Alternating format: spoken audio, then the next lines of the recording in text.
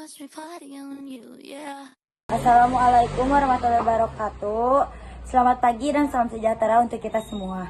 Yang saya hormati Bu Sopamariana SPD selaku guru mata pelajaran informatika, serta teman-teman sekalian yang saya hormati. Pertama-tama saya ucapkan terima kasih kepada Ibu Sopamariana SPD dan teman-teman semua yang telah berkenan hadir pada presentasi hari ini. Pada kesempatan ini, saya, Melisa Nur Hasanah, akan mempresentasikan hasil pengerjaan saya yang bermateri tentang dampak sosial informatika. Dampak sosial informatika mencakup perubahan positif dan negatif dalam masyarakat akibat penggunaan teknologi dan informasi. Dampak positif, kemudahan akses informasi dan komunikasi, peningkatan produktivitas, kemudahan layanan publik, serta bisnis. Dampak negatifnya, luasnya penyebaran hoaks, ketergantungan pada teknologi, masalah privasi, kesenjangan digital, serta potensi pergeseran nilai sosial. Yang kedua ada keamanan data dan informasi. Keamanan data dan informasi adalah serangkaian tindakan, kebijakan, dan teknologi untuk melindungi data dari akses penggunaan, pengubahan, penghancuran yang tidak sah.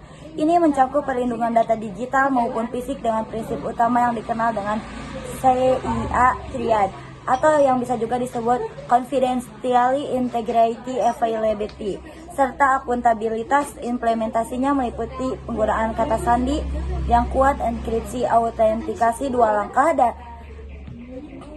dan kontrol akses, menjaga kerahasiaan, integritas, dan ketersediaan data. Yang ketiga ada kejahatan di era digital seperti di dunia ini. 1. Ada pencurian identitas atau identity theft. Pelaku mencuri data pribadi korban untuk digunakan kejahatan, seperti penipuan atau pencucian uang.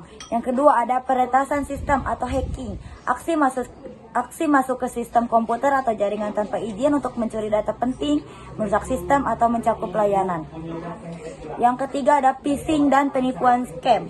Menyamar sebagai pihak terpercaya melalui email, SMS, panggilan untuk menipu korban agar memberikan data keamanan sensitif seperti password atau tautan palsu.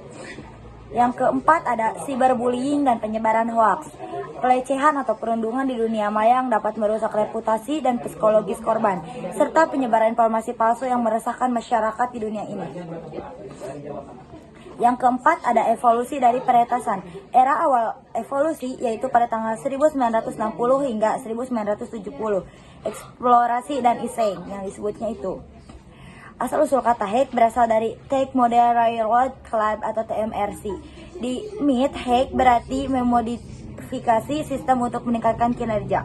Pwneuperking adalah manipulasi sistem telepon menggunakan frekuensi audio, seperti peluit 2600 Hz untuk panggilan gratis atau jarak jauh. Dipopulerkan oleh tokoh John Draper atau Captain Crunch. Era komputer pribadi dan internet pada tahun 1980 hingga 1990. Yang disebut juga dengan kejahatan dan kriminalisasi. Peningkatan komputer pribadi, meluasnya komputer pribadi dan internet membuka peluang baru. Munculnya peretas atau topi hitam. Peretas mulai mengeksploitasi kerentanan untuk keuntungan finansial. White dealing program yang dimindai nomor telepon untuk mencari komputer yang terhubung. Diikuti serangan peretas kata sandi. Yang kelima, di era modern sekarang, di tahun 2000 hingga sekarang, yang juga disebut dengan spesialisasi dan profesional. Peretasan IT atau white hat. Profesi muncul dengan IBM menciptakan istilah ethical hacking pada tahun 1995. Peretas etis atau pengetas penetrasi atau tim merah bekerja untuk menemukan dan memperbaiki kerentanan sebelum peretas jahat melakukannya. Hacktivists atau kelompok seperti Anonymous menggunakan peretasan untuk tujuan politik dan sosial, misalnya proses digital. Kejahatan siber terorganisir bergeser ke pencurian data massal seperti kasus EHAC, BPJS Kesehatan di Indonesia, pemerasan cyber, ransomware, dan spinosis. Alat canggih pengembangan alat seperti Nmap untuk pemetaan jaringan yang bisa digunakan tujuan baik atau jahat.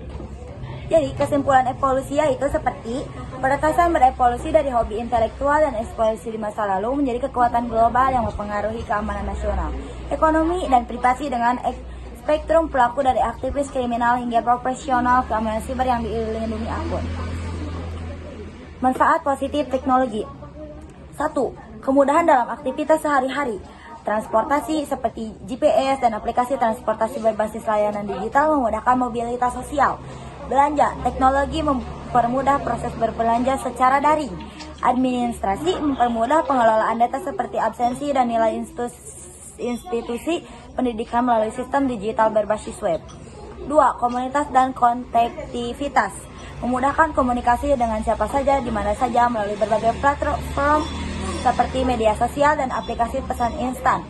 Mempermudah interaksi antara perusahaan dengan pelangganan seperti untuk mendapatkan umpan balik atau pengelolaan layanan pelangganan. Manfaat negatif teknologi. Dampak sosial dan psikologis seperti kecandungan gadget, isolasi sosial, dan menurunnya keterampilan interpersonal. Interaksi sosial berkurang, lebih memilih dunia maya daripada interaksi langsung membuat hubungan terasa lebih kaku dan tidak lagi menyatunya permusyawarahan. Kesehatan mental, stres akibat ketekanan kerja 24/7, kecemasan dan perbandingan sosial di media sosial. Distraksi, mengganggu konsentrasi dan produktivitas karena notifikasi terus-menerus. 2. Dampak sosial dan psikologis. Masalah kesehatan, postur buruk, ketegangan otot, sakit punggung, dan mata kering akibat terlalu lama menatap layar. Seperti layar terlalu gelap sambil tiduran, mainnya itu tidak baik untuk kesehatan ya guys. 9. Kerawanan teknologi di era digital.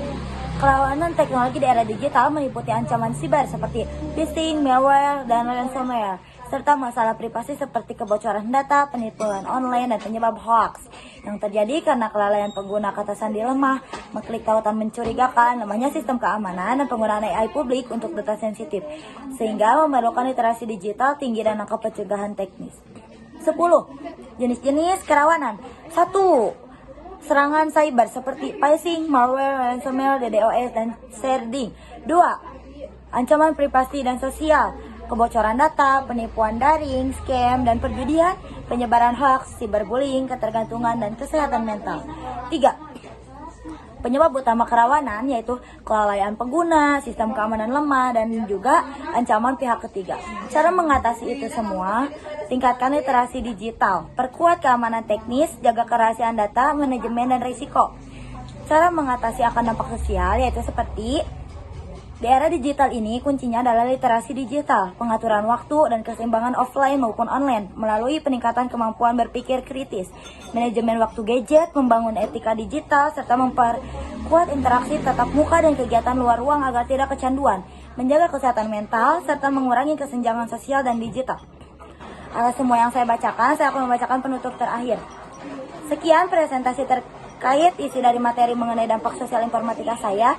Saya mau mengucapkan terima kasih banyak kepada guru mata pelajaran informatika yaitu Ibu Sapa Mariana SPD, serta terima kasih banyak atas perhatian teman-teman semuanya. Mohon maaf apabila ada penulisan kata atau salah ucap dalam presentasi saya. Semoga informasi yang disampaikan bisa memberikan wawasan baru bagi kita semua.